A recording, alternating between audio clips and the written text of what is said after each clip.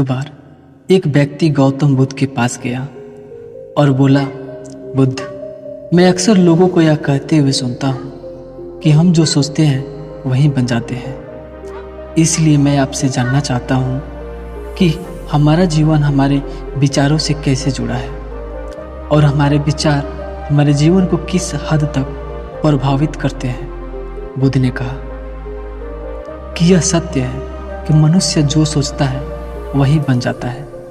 कोई भी विचार जिसे हम लंबे समय तक अपने मन में रखते हैं और उसके बारे में बार बार सोचते रहते हैं, हम वैसे ही बन जाते हैं। लोग उन्हीं के साथ अपना निर्माण करते रहते हैं जिसके बारे में वह लगातार बनता रहता है।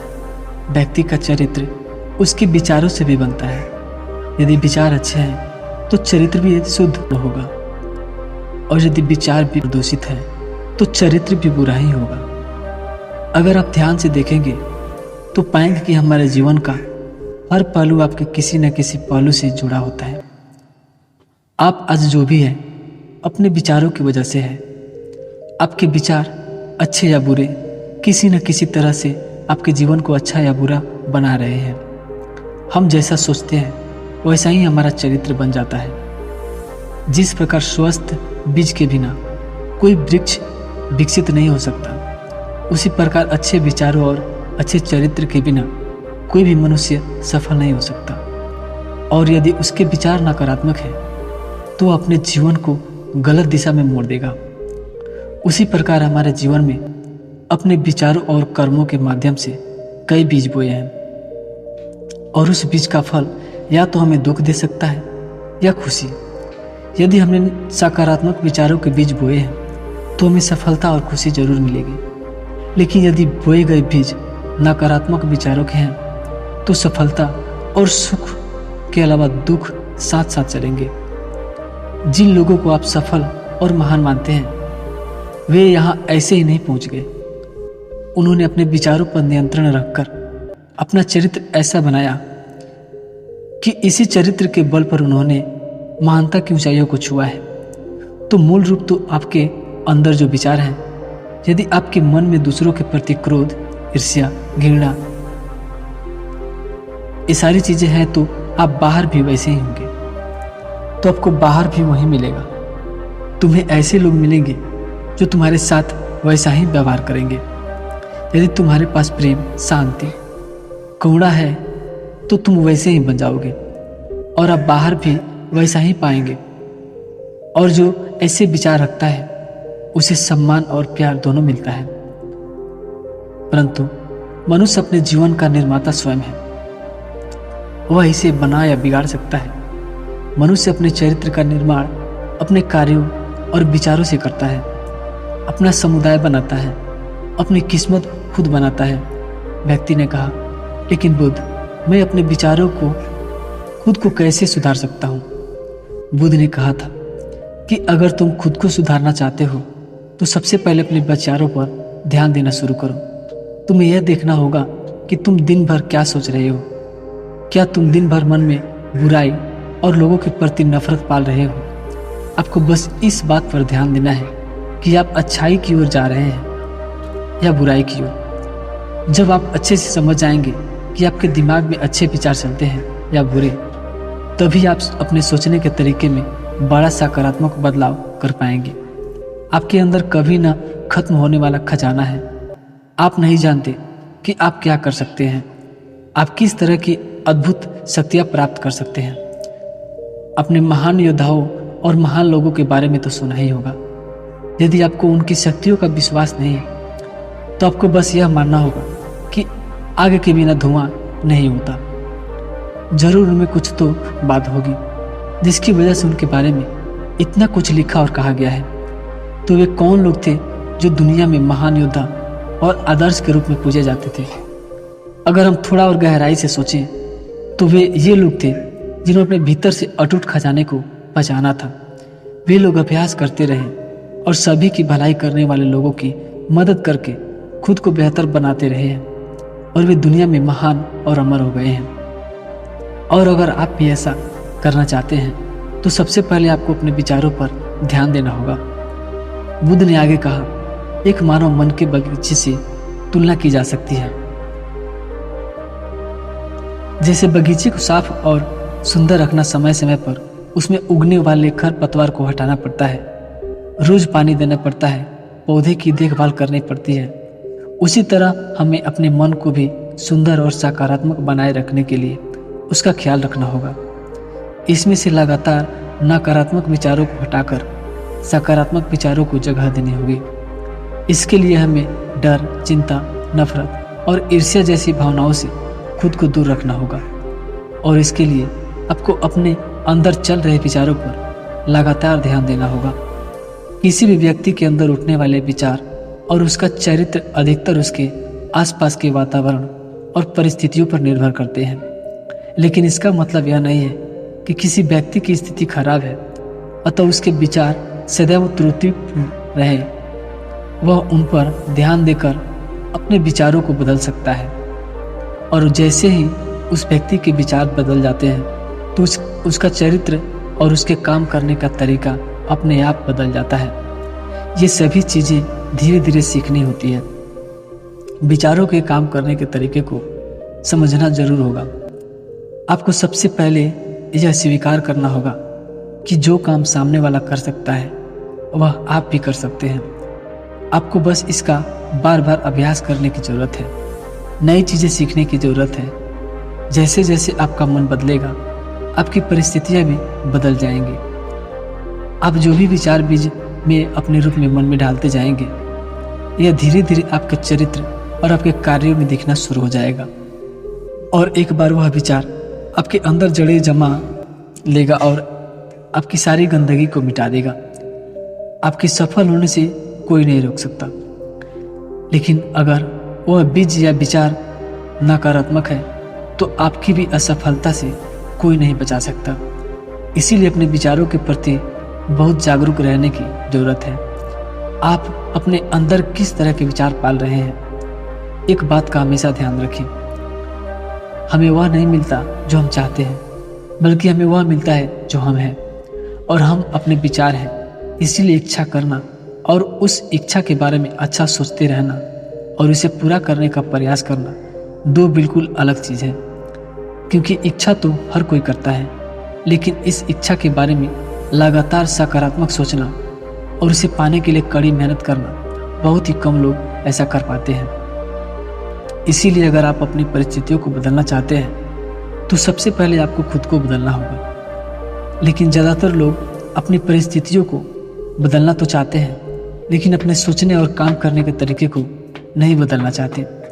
और अगर लोग ऐसे ही रहेंगे तो उनके हालात कभी नहीं बदलेंगे। उस व्यक्ति ने कहा कि बुद्ध, हमारे विचारों का हमारे शरीर पर क्या प्रभाव पड़ता है? बुद्ध ने कहा कि हमारा शरीर हमारे दिमाग का गुलाम है। हम जो भी सोचते हैं उसका पहला प्रभाव हमारे शरीर पर ही होता है।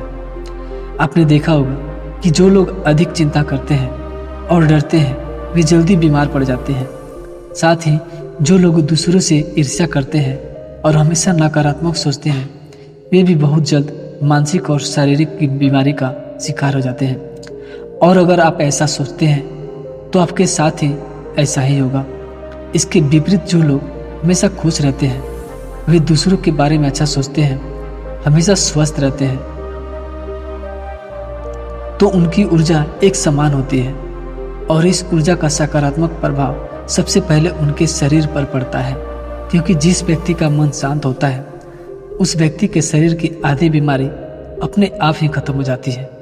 हम स्वस्थ रहेंगे या बीमार यह हमारे आसपास के माहौल और परिस्थितियों के अलावा हमारी सोच पर भी निर्भर करता है। एक कमजोर और बीमार विचार हमारे शरीर को भी कमजोर और बीमार बना देता है। आपने अपने आसपास देखा होगा कि जो लोग बीमार से सबसे ज़्यादा डरते हैं, जो सबसे ज़्यादा बीमार पड़ते हैं, इस डर ने लाखों लोगों की जान ले ली है। इसके विपरीत जो लोग अपने शरीर के बारे में अच्छा सोचते हैं वे स्वस्थ और मजबूत महसूस करते हैं और जिनके विचार शुद्ध होते हैं उनका शरीर स्वस्थ और मजबूत हो जाता है। वैसा ही हमारा शरीर सिर्फ एक उदाहरण है, एक उपकरण है और हमारा मस्तिष्क इस उपकरण को नियंत्रित कर रहा है। जैसे अच्छा भोजन हमारे शरीर के लिए जरूरी है, उसी तरह अच्छी सोच यह हमारे शरीर के लिए भी बहुत महत्वपूर्ण है। जैसे ही आपके विचार शुद्ध हो जाएंगे, इसका सबसे पहला असर आपके शरीर पर दिखाई देगा। एक शुद्ध और सकारात्मक दिमाग आपको कभी भी खराब खाने को नहीं देगा। इसीलिए सबसे पहले अपने दिमाग को सुरक्षित रखें, फिर यही दिमाग आपके शरीर को हर बीमारी से बचाएगा। यदि कोई बीमार और कमज़ोर व्यक्ति अपने शरीर को पूरी तरह से स्वस्थ बनाना चाहता है, तो उसे सबसे पहले अपने शरीर को ठीक करना चाहिए। विचार और उसका मन, उसे प्रकृति के संपर्क में रहना चाहिए, उसे सूरज की रोशनी में रहना चाहिए और एक सेकेंड के लिए भी अपने शरीर के बारे में नकारात्मक नहीं सोचना चाहिए। वह जैसा स्वास्थ्य चाहता है वैसा ही उसे महसूस करना चाहिए और पूरा विश्वास है कि वह वैसा बन सकता है। उस व्यक्ति ने कहा, बुद्ध, अब आप मुझे बताएं कि हमारे विचार हमारे लक्ष्य को कैसे प्रभावित करते हैं। बुद्ध ने बताया कि जब तक अपना लक्ष्य आपके विचारों के अनुरूप नहीं होगा, तब तक आपको सफलता नहीं मिल सकती। कहने का मतलब यह है कि आप हर दिन एक नई चीज सोच सकते हैं। जो मैं आज चाहता हूँ या बनना, कल मैं वह बनना चाहता हूँ या बाद में कुछ और। लेकिन जब तक आप अपने लिए कोई लक्ष्य निर्धारित नहीं करते हैं, तब तक आप कोई भी बड़ा काम नहीं कर सकते, क्योंकि नियम यह है कि जो काम हम बार बार करते हैं उसी काम में हम आश्चर्यजनक सफलता हासिल कर सकते हैं। अगर आप हर दिन अपना लक्ष्य बदलते रहते हैं तो आप कहीं नहीं जा रहे हैं। इसीलिए आपके जीवन में एक निश्चित लक्ष्य होना चाहिए और आपको अपनी पूरी मेहनत और लगन से उस लक्ष्य को पूरा करने का प्रयास भी करना चाहिए। और इसके लिए आपको अपने विचारों को अपने लक्ष्य पर केंद्रित करना होगा, अन्यथा आपके विचार बिखरे रहेंगे और हो सकता है कि एक बार आप असफल हो जाएं या आपको शुरुआत में कोई सफलता न मिले, तो दूसरों को देखकर आपके मन में यह ख्याल आने लगेगा कि यह काम तो आसान है। जब वह इस काम में सफल हो सकता है तो मैं भी सफल होकर अच्छा पैसा और नाम कमा सकता हूँ। और यह भी संभव है कि इस काम में असफल होकर भी तुम दूसरी तरह भागो और ऐसा करते समय आप कई काम करते हैं, लेकिन हो सकता है कि आप किसी एक चीज में सफल न हो पाए। इसीलिए आपको सबसे पहले एक चीज तय करनी होगी, तभी आपके विचार एक काम पर फोकस कर पाएंगे। अब आपका वह लक्ष्य कुछ भी हो सकता है, चाहे मन की शांति पाना हो या अमीर बनना हो, लेकिन याद रखें, लक्ष्य वही है जो आपके विचारों को एक दिशा में केंद्रित कर सके। यदि आप बार बार अपने लक्ष्य हासिल करने में असफल हो रहे हैं, तो इसका मतलब यह नहीं है कि आप इसे हासिल नहीं कर सकते, बल्कि इसका मतलब है कि आपके पास अपने लक्ष्य को हासिल करने का तरीका गलत है। इसीलिए आपको अपना लक्ष्य बिल्कुल नहीं बदलना, बल्कि अपनी सोच और अपने काम करने का तरीका बदलना है। अगर आप ऐसा करेंगे तो आप धीरे धीरे सीख जाएंगे और अपने लक्ष्य तक पहुंच भी जाएंगे। अपनी असफलताओं से कभी मत डरो। अगर आप कुछ बड़ा हासिल करना चाहते हैं तो आपको अंदर से बहुत मजबूत होना होगा, क्योंकि चाहे आप कुछ भी कर लें, लोग अक्सर आपको अपनी बातों से कमज़ोर और हताश करने की कोशिश करेंगे। इसीलिए अगर आप डरेंगे तो आप अपने लिए किसी भी लक्ष्य में सफलता हासिल नहीं कर पाएंगे, क्योंकि डर आपकी सभी आशाओं को नष्ट कर देता है और आपके सभी विचार केवल आपके डर तक ही सीमित रह जाएंगे। और डर डर कर आप अंततः खुद को शारीरिक और मानसिक रूप से बीमार बना लेते हैं। तब आपको समझ आएगा कि आपने अपने झूठे डर के एहसास में कितनी बड़ी गलती कर दी है, और फिर आपके लिए खुद को उस स्थिति से बाहर निकालना बहुत मुश्किल हो जाएगा। इसीलिए सबसे पहले एक लक्ष्य बनाएं ताकि आपके विचार उस पर केंद्रित हो सके। उसके बाद अगर आप बार बार असफल होते हैं तो भी घबराएं नहीं, क्योंकि यह लक्ष्य हासिल करने का एक ही हिस्सा है। और पूरा विश्वास रखें कि आप जरूर सफल होंगे और एक दिन तुम भी हो जाओगे सफल। उस व्यक्ति ने कहा, बुद्ध, विचारों और मन की शांति के बीच क्या संबंध है? बुद्ध ने बताया कि मन की शांति एक ऐसा खजाना है जिसे दुनिया के 1% लोग भी हासिल नहीं कर पाते हैं, और जिसने ये खजाना हासिल कर लिया वो दुनिया के सबसे भाग्यशाली व्यक्ति है। वो भीड़ से अलग दिखता है। यह कहना उतना आसान नहीं है जितना लगता है। मन की शांति केवल लंबे समय तक आत्मनियंत्रण के माध्यम से ही प्राप्त की जा सकती है। जब कोई व्यक्ति खुद को समझता है और दुनिया प्यार और बीच के अंतर को समझाती है, उसके अंदर नफरत, डर और ईर्ष्या जैसी भावनाएं खत्म हो जाती है, तब एक दिन व्यक्ति को मन की शांति, सच्ची शांति मिल सकती है। और यही हर इंसान का अंतिम लक्ष्य भी है। एक शांत व्यक्ति सबसे खराब परिस्थितियों में खुद को नियंत्रित कर सकता है। एक शांत व्यक्ति के पास जितनी मानसिक शक्ति होती है उतनी किसी और के पास नहीं होती। शांत व्यक्ति का अर्थ है वह व्यक्ति जिसका मन पूर्णतः शांत हो, क्योंकि जैसे ही आपका मन शांत हो जाता है आपके सभी विचार शांत हो जाएंगे और तब आपको महसूस होगा कि सचमुच आपका दिमाग कितना शक्तिशाली है। जैसे ही आपको मानसिक शांति मिलेगी आप महसूस करेंगे कि आपकी मानसिक शक्ति इतनी बढ़ गई है कि आपके लिए सब कुछ आसान हो गया है। आप जहाँ भी हो, आपकी परिस्थितियाँ जो भी हो, आप खुद को स्वीकार करना शुरू कर देंगे। आप हमेशा खुश रहेंगे। अगर आप यह मुकाम हासिल करना चाहते हैं तो इसकी शुरुआत आपको अपने विचारों से ही करनी होगी। अपने विचारों पर नियंत्रण, और अपने विचारों पर यह नियंत्रण आप केवल और केवल ध्यान के माध्यम से प्राप्त कर सकते हैं। कोई इतना का ध्यान करने लगे और वह व्यक्ति भी उनको प्रणाम करके चला गया।